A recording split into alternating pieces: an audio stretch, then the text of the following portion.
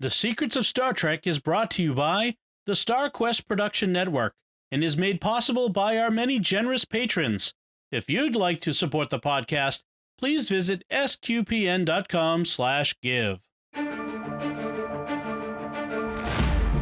You're listening to The Secrets of Star Trek, where we discuss the hidden layers and deeper meanings found in all the Star Trek TV, series, movies, and more. And today we're discussing the new Prodigy episode, Time Amok. I'm Dom Bettinelli, and joining me today on the panel are Father Cory Sticha. Hi, Father Cory. How's it going, Dom? Very well, thanks. And Jimmy Akin. Hi, Jimmy. Howdy, Dom. Folks, be sure to share the podcast with your friends, especially those who like Star Trek, but share with the ones who don't like Star Trek too, because maybe they'll like Star Trek when they start listening. But that helps us grow our community and reach more listeners, and that's the number one way that the podcast gets out to folks.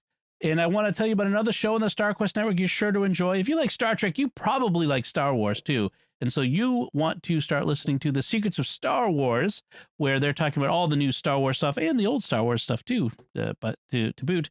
And so that's where you're going to get all your great Star Wars discussion at The Secrets of Star Wars at sqpn.com/Star Wars or wherever you find podcasts.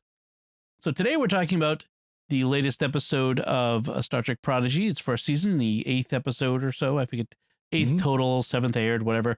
And Jimmy, could you give us a recap of what happens in this episode? Last time, Dal's foster mother, Diamond Nandi, decided to betray the protostar to the diviner, and this time she does so and sends the diviner the coordinates of the ship. It would take months for him to reach the ship physically because of how far away it is, but he hijacks the ship's vehicle replicator to make a new body for his robot pal Dreadnought to infiltrate the ship. Meanwhile, Janeway is doing teamwork exercises with the kids, and Dal reveals the fact that they're not really Starfleet cadets. Janeway is okay with that, but she foolishly lets the ship drift into a tachyon storm. This creates a technobabble problem, and the protostar drive will explode in 10 minutes. The tachyon storm also fragments time and isolates the kids in different zones where time is moving at different rates, some faster, some slower. Janeway is the only connection between the time zones, and as she hops between them, she develops a plan with the kids to save the ship. Unfortunately, the plan goes awry when Dreadnought's new body activates and he seizes control of the protostar. Janeway recognizes him from the original assault on the ship, in which she lost her memory. Dreadnought then shockingly erases Janeway's program from the database using Chakotay's security code. Gwen ends up spacing Dreadnought, but she leaves detailed instructions for Rock on how to save the ship. Rock is moving in the slowest time zone, and she spends a huge amount of subjective time, probably years, learning the skills necessary to implement the plan. By herself, Rock both solves the problem with the protostar drive and reconstructs Janeway's program from the memory buffers. All seems well, but we see that the vehicle replicator has just made another copy of Dreadnought, and at the last moment, we see it activate. Dum, dum, dum. The end. So, yeah, we're picking up here in this episode right from where the last one left off. This is what they've been doing with Prodigy. It's a continuous story. And we have this, they have teamwork problems.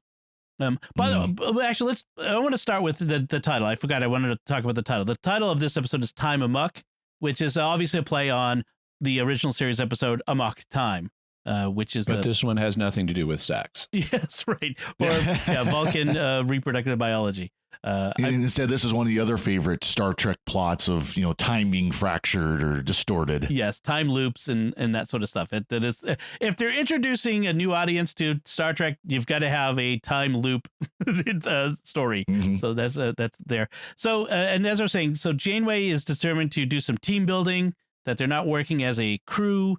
And so she says Dal is very down, obviously, I would imagine, after having been betrayed by his mother-like figure, this Ferengi woman who had betrayed him.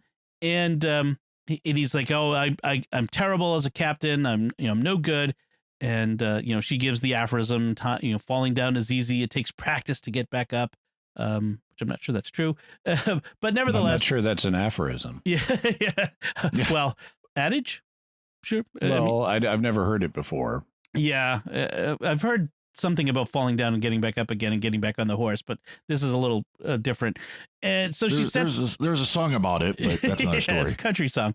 So they're on the holodeck, and she set them to another one of these problems, and it's the classic: how do you get a fox, a chicken, and a bag of grain across the river safely? And it's the chicken crossing problem, and they never give the solution. They let the audience, they leave it to the audience to work that out for themselves. They also don't explain it really well, because the chicken crossing problem is one that has idealized conditions. So the rules are, you've got a chicken, a fox, and a bag of grain. You got to get them all three across a river. You can only take one item with you at a time. And if you leave the fox and the chicken together, the fox will eat the chicken. If you leave the chicken and the bag of grain together, the chicken will eat the bag of grain. And so you don't want the chicken eaten or the bag of grain eaten, because your goal is to get all three across. This presupposes that you have a small enough boat or canoe or whatever that you can only take the one thing. And it presupposes they're not going to run around like crazy and try to evade you. At least the chicken and the fox aren't going to. But what we see on the holodeck breaks those. And so those conventions, the fox and the chicken do run around like crazy. And the boat is big enough to take more than one thing. So that adds layers of confusion if you're trying to think about it. For the audience to solve it, you need to strip it down to just its basic elements. Nothing's going to run away from you. Nothing is going to leave where you put it. Really, there's only one thing you can take at a time. And fox eats chicken, chicken eats grain. Right. Yeah, because when you get the whole... do you want me to reveal the solution? Yes. Why don't you? Yes, you should do that. Okay. First thing you take across is the chicken. That way, the fox has no interest in the bag of grain, so they'll both be fine. Then on your second trip, you take the fox, and when you get to the other side, you switch the fox for the chicken. So the fox is alone on one side of the river. You come back with the chicken, and when you get back, you switch the chicken and the bag of grain. So the chicken is left alone on one side, the fox is left alone on one side while you bring the grain across. You put the grain with the fox, who has no interest in it. So now the fox and the grain are together, so they're fine. And your last trip, you come back and you get the chicken. Right. Right. This also presupposes there are like 5 crew members, and one person can hold the fox and one person can hold the chicken. Yeah. Yeah. But it's adding the visual elements actually hurts the ability to solve it logically, because the logical problem is an idealized one that presupposes things like foxes and chickens aren't going to run away from you. Right. It's kind of a funny choice to have as a team building exercise, because it's not that effective of a problem for that sort of thing when you're on a holodeck. I mean, I can imagine other ones that they could, but it's better than some of the team building trust exercises, like, fall and your team member catches you, which usually in corporation means the person falls on the floor. Yeah, because they fall forward instead of backward. I've seen that.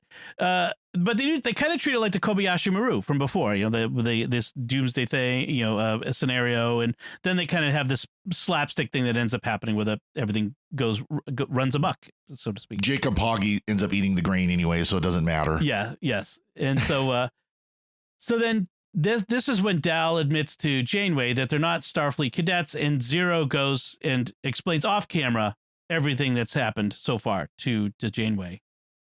And she decides, even if they're not officially cadets, they're her charges now anyway. Yep. Well, it was hard to believe that if this is truly a representation of Janeway, that she would have been so clueless that they aren't really cadets. You're out of uniform, cadet. Yeah. They don't act like cadets. It was kind of hard to buy that Janeway would be that dumb, but okay, we go with it. What did you think about the diviner being able to reach across thousands of light years into the Protostar's computers and insert the vehicle replication program to build Dreadnought locally. I thought they need better antivirus software on the Protostar. I could see that when Dreadnought first took it over, that he installed some sort of backdoor. I mean, that's entirely plausible. Right. In terms of the concept, I love it. I love that. Yeah, they're acknowledging the fact they're 3,000 light years away. They can't get there immediately, but subspace has always been shown to work much faster than actually going somewhere physically. So contacting the ship via subspace through some kind of backdoor you installed when you were in control of the ship previously, and using it to build a vehicle replicator so you can have an avatar for Dreadnought. That's a great idea. I love that. Yeah, that was interesting. I mean, if you've introduced the vehicle replicator, which solves a massive Star Trek Voyager problem, then you might as well have this sort of thing. Yeah, I really. But they still need better antivirus. Yes, they need to go through the system and get all of that out. Maybe Rocktalk can do that now that she's now she's the computer expert. Presumably they will after they defeat the second Dreadnought. Yes. And then we have this, as you mentioned, the Technobabble with this tachyon storm and they just drift into that. It's like, come on. Right. Space weather alert, go off something. Right. Yeah. Well, I mean, it's only going to affect the gravity plating, which, as Jankum realizes very quickly, means the Protostar will no longer be shielded. Right. Oops. Yeah, that's the thing is this. So the drive, this special drive, has a Protostar in it that is some gravity thing is preventing it from exploding or something, and it's contained in a gravitational field. Yeah. Right. Yep. But by the interaction with the tachyon storm, it causes time distortion. And like you mentioned, everyone ends up in their own time bubble on the Protostar. I like how they communicate the difference in the rates at which time is passing, because they explain that it's like I forget the term for it, but it's basically a sine wave that changes amplitude over time. And so if you're closest to the explosion, your rate is the fastest, like Jankum Pogs, or the slowest, like Rocks. And then if you were physically farther away from the engine, then you will have a lesser degree of acceleration or depression until it eventually trails off to just normal time the farther away you get. Yeah, and then the choice of who is where is key to the story, because Dal, who is the captain of our crew, is the furthest away, and therefore he's in the most normal time zone. Isn't Dal? He's the second most. Gwyn is normal. Right. Gwyn is the most normal because she's furthest forward on the ship, I guess. Zero is in the middle, and Zero is the one who kind of she develops the base of the solution. So the whole idea of this episode is that they work together to yeah. But Zero's in it. Yeah, I always say I think of she because it sounds like a feminine voice, but yes, Zero's in it. It does? To me, it sounds feminine. It sounds like a higher pitched man's voice to me. Yeah, because it is. Well. It's a dude. It is a higher pitched man's voice. Yeah. My first encounter hearing it my brain said feminine, and I've kind of stuck with that since. Sorry. As someone who's been accused of having a feminine sounding voice at times in my life, which I think is really weird, I can understand the difficulty.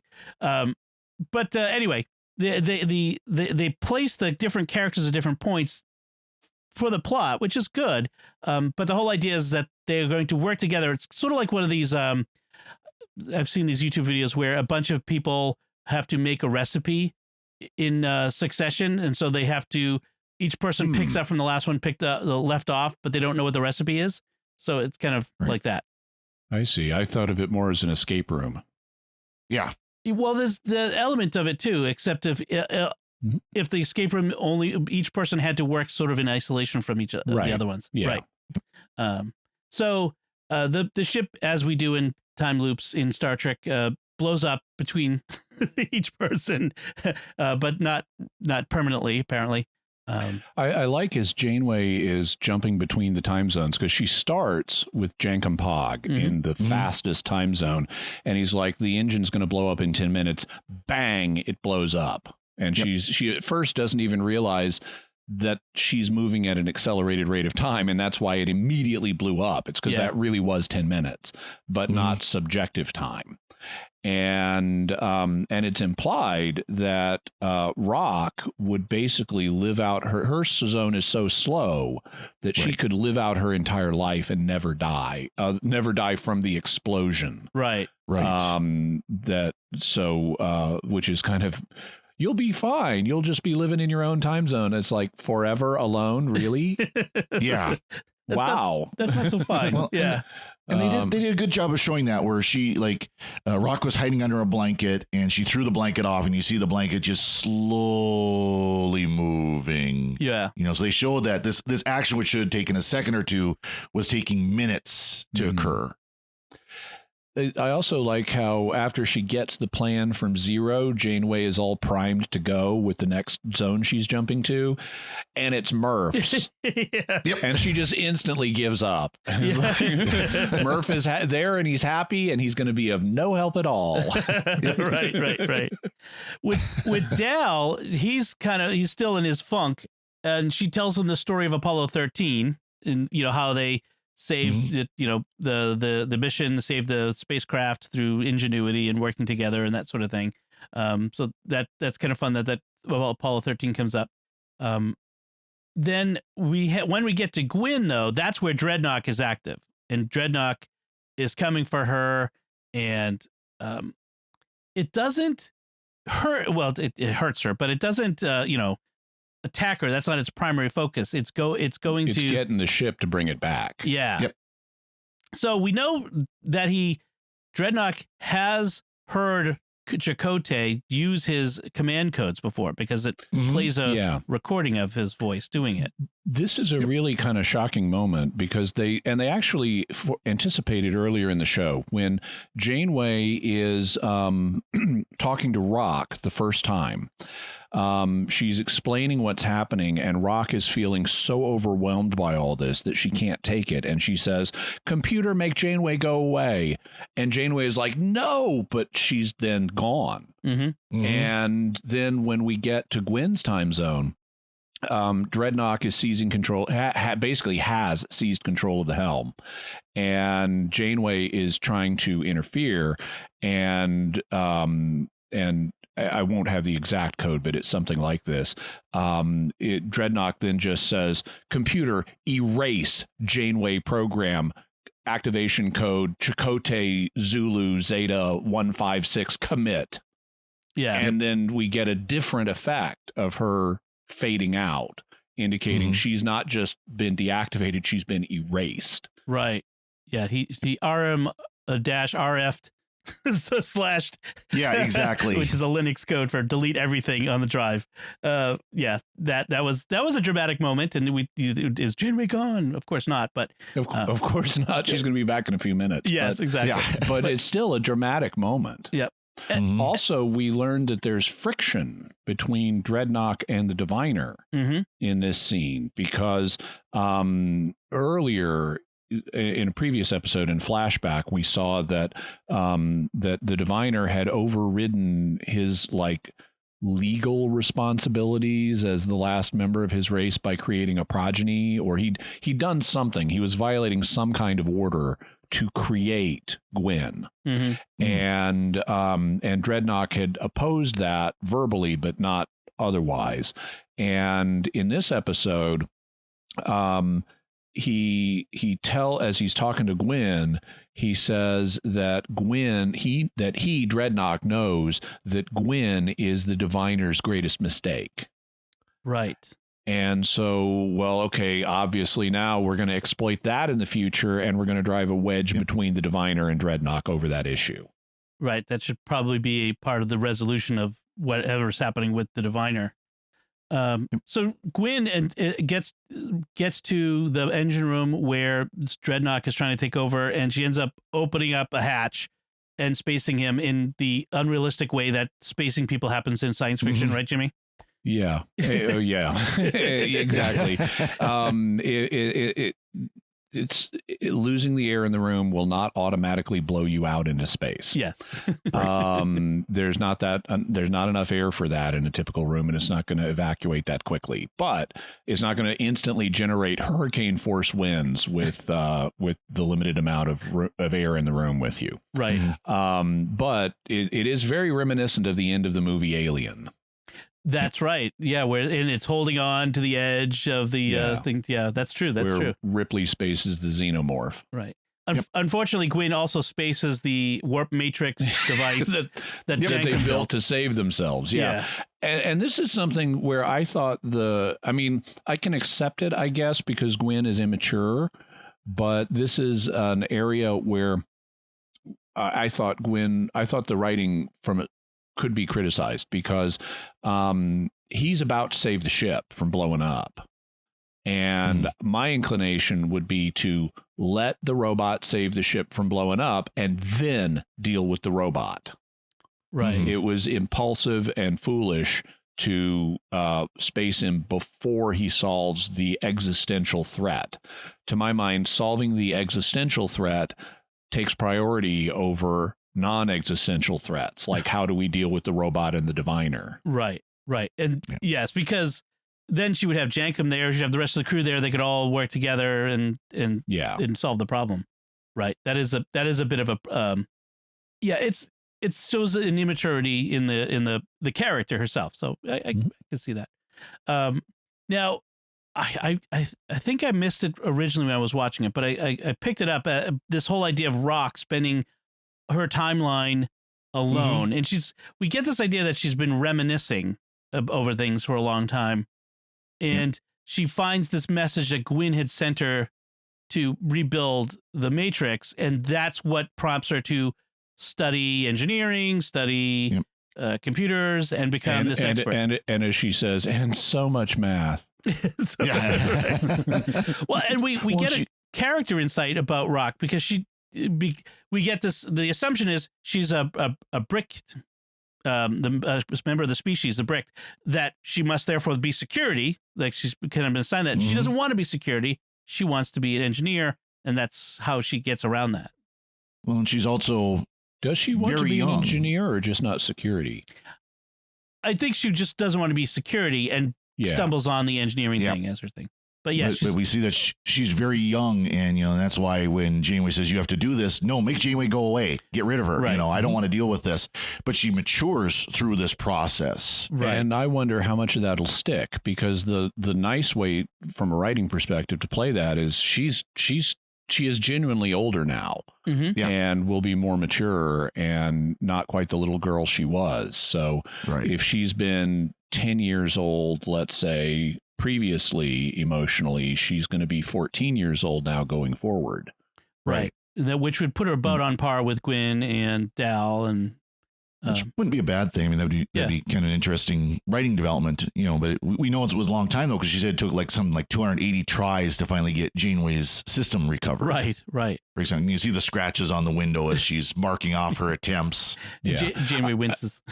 I like the way that there is at least it's not Mr. Robot level realism, but there is a computer science basis for the recovery of Janeway, because even though Janeway's been deleted from the hard drive, Janeway's program is still active in the computer's memory, in its active memory, and you could use that to reconstruct a stable copy to resave to the hard drive if you knew how. I'm surprised they haven't. Go ahead. I was going to say, anybody who's ever worked with an undelete program on DOS systems knows how that works a little too well, having done that. Yeah, although they don't. That's a little different, but they don't undelete, which is just restoring code that's still there on the hard drive, but has become inaccessible. It's just regaining access to that code. This is taking it out of RAM and putting it back onto the hard drive. I'm surprised they don't have the hollow emitter, like they haven't reverse engineered it or something along those lines, that they haven't introduced that as a way for Janeway to be more mobile and they'll independent. probably reveal that there is a hollow emitter on the ship at some point, but just like it took the kids a while to discover the transporters and the replicators and the holodeck, it'll take them a while to find the hollow emitter. Lore pie. That was good. So one of the things that fans notice is that at the beginning or near the beginning, or at the beginning, Janeway gives a star date of 607125.6, and that's pretty far out. That is a long way out, longer than we've been led to believe that the distance in time from the Star Trek Voyager. And I didn't check, but that's only like 19 years after the beginning of Next Generation. Well, the showrunner, Aaron Watke, said that this is just evidence of the time distortion already being caused by the tachyon storm. So that's not the actual star date, we're told. But he did say we will get an actual star date by the season finale, whenever that is. But just I thought I'd mention that. So, and that sort of brings things to a close, where we have a new interesting status quo, which is Janeway understands who these kids are. They are now going to start working together more as a crew. In congruity, we've got Rock as the in her where she is. Hopefully that this is a continuity that they'll continue and not just kind of reset things to where they were. But it's kind of an interesting development, and then we've got Dreadnought. They seem to know what they're doing as writers, so I would expect I would expect this not to just be reset. Yes. So it's an interesting looking forward to where things are going to go from here. But any other thoughts about this episode from you guys? Father Cory? Nothing here. Okay. The only other thing is that the second Dreadnought we see being created is not being created complete, so there's going to be something different there, where it's in parts and pieces. It's not the first one that was replicated. It was replicated as one piece. The second one is being replicated like it's broken. So it's gonna be interesting to see how they deal with that. It may be he that could be caused if it's not coming directly from the diviner ship, but if it's somehow rebuilding itself after it got spaced. Yeah. Oh, interesting. Okay. Yeah. Yes. So I thought in terms of I have a good thing and a bad thing to say about the writing. So bad thing, Janeway and others waste too much time in this episode talking and hand holding and things like that. They talk as if there is no, we're going to blow up in 10 minutes threat. Yes. And even if you're in a slow time zone where you're going to have more than 10 minutes, I would be, if I was Janeway, I would be much more efficient and say, look, I understand this is hard for you, but we're going to have to do this now or we're all going to die. Suck it up and let's do this. And this could have been, if they had written it that way, this could have been a very pulse pounding episode. If it was emergency from the beginning of the crisis to the resolution of the crisis, this could have been just a really action packed, thrilling, pulse pounding episode. If they had not stopped constantly to handhold the children and talk about philosophy matters and stuff like that just stretches things out. It occurred to me they may not have wanted to do that lest the episode be too intense for some of the children in the audience. But as an adult watching this, I would rather see the pulse pounding version. So it didn't make sense to me that Janeway would spend and others would spend so much time hand holding, like when because Gwen does it too. When she's leaving her last emergency message for Rock, and she's the one in basically normal time. She has way less than 10 minutes after all that interaction with Dreadnought. And she starts just kind of casually unspooling in the message that she's leaving for Rock. You know, she should have been talking as fast as possible and telling her where to find hidden file locations and stuff, right, for everything she needed. So that was a flaw in the writing, but it is genuinely sad. So this is the good thing. It is genuinely sad with Rock when she's all alone and is despairing and is kind of at first reconciling herself to her fate of living her entire life alone.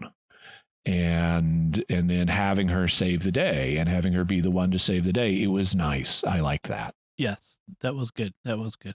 Excellent. So that's our discussion of this episode of Prodigy. Before we go, I want to take a moment to mention that there's some news about other series from Star Trek and on the Paramount Plus network, which includes that Picard Season 2 is premiering on March 3rd, and that we're also going to get the premiere of Strange New Worlds on May 5th, and that will overlap that day with the finale of Picard and the premiere of Strange New Worlds. And that Lower Decks is coming back this summer. Probably, they didn't give a date, but probably when Strange New Worlds ends in August. So they'll pick up from there. And that Discovery is getting a season 5.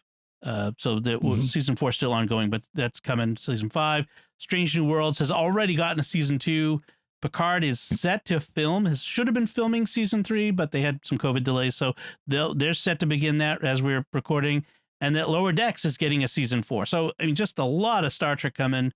It's going to be a continuous and flow. Prodigy already has a season 2. Yes. And we have no idea when we're going to get the rest of season 1 once this run is done, because it seems like a pretty steady pace from here on out with the other series. So we'll see, who knows when season 2 will ever get here even. Yeah, they'll sneak it in somewhere probably after Lower Decks or something, because Lower Decks will be, I think they made it clear it's going to be during the summer, kind of as it has been. So yeah, we had been told, by the showrunners, people of the powers that be at Star Trek before, that their intention was to have a steady run of new Star Trek for us, and so that's apparently what we're getting. This is where the taps have been opened, and we're going to get it.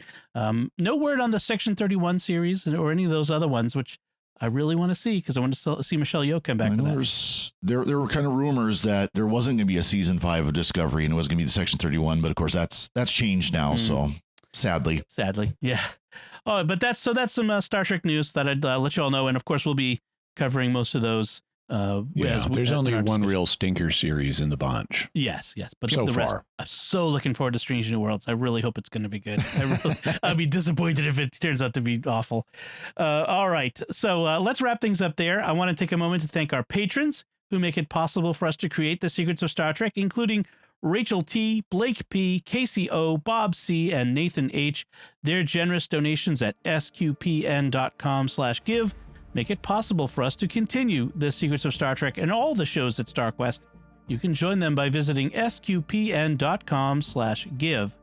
So that's it from us. We'd love to hear what you think about Time Amok. I almost said it backwards. Time Amok, this Prodigy episode. You can let us know by commenting on the show at sqpn.com/trek, or our Facebook page at facebook.com/StarQuestMedia, or send an email to trek@sqpn.com.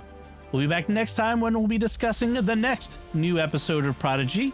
But until then, Jimmy Akin, thank you for joining me and sharing the secrets of Star Trek. Thank you, and live long and prosper. And Father Cory Sticha, thank you as well. Thank you, Dom. And once again, I'm Dom Bettinelli. Thank you for listening to the Secrets of Star Trek on StarQuest, and remember, falling down is easy.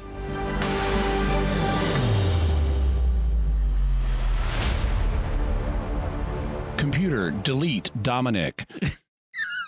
Activation code Chakotay Z576 commit. No!